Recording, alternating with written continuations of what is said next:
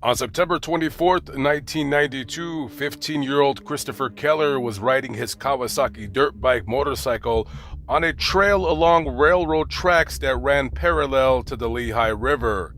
He had a passenger on the dirt bike who was seated behind him. Unbeknownst to Christopher and his passenger, someone had tied an electrical cable across the trail in Keller's path. Tied between the trees, Keller struck the cable and he and his passenger were thrown from the bike. The resulting crash would later claim the 15-year-old's life. The death of Christopher Keller was quickly ruled a homicide because of the deliberate act of malice in which the unknown culprit placed the wire between the trees. This was an intentional, malicious, and wicked act, said then District Attorney Robert Steinberg. Whoever did this did it with the knowledge of the consequences. This was unconscionable and unjustifiable. The autopsy performed showed Keller died from blunt neck and head injuries. The wire severed his windpipe and the fall fractured his skull. Keller's father, Charles E. Keller Jr., was fatally injured in an auto accident in May of 1977. His mother, Sandra, died of natural causes in February of 1980. His friends described him as a talented artist. Quote, "If he had a picture of it, he could draw it," unquote. Keller loved to ride. It was what he lived for. He had another bike and a three-wheeler. The bike he was riding on at the time of his death, he only had for a month. He would ride it every day after school. 30 years later, this murder remains unsolved, a baffling case with no known motive.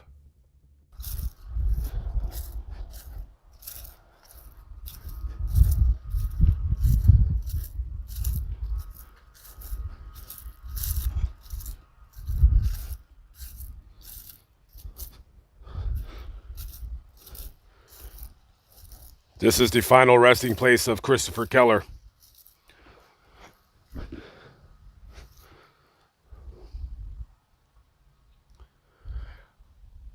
When I first read about this story, I was leaving the East Coast, and I made it my mission to come back this year to cover this story.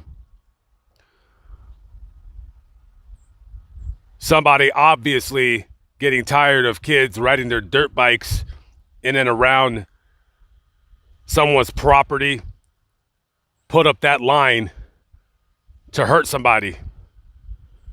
And it resulted in this kid's murder. And whoever you are, wherever you are, if you're still alive, this is your handiwork.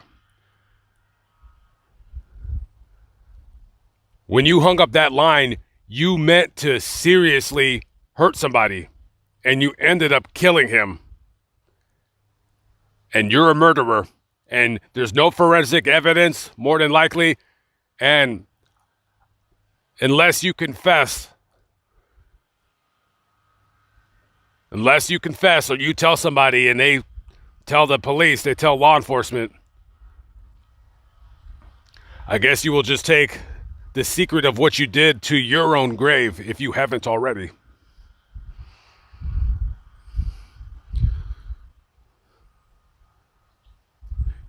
You meant to hurt someone, you meant to maim someone, and you killed someone. Always remember that. Karma is out there.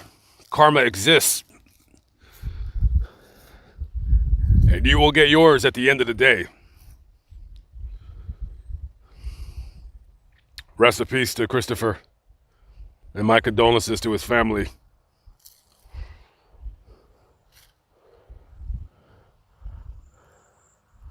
All right, guys.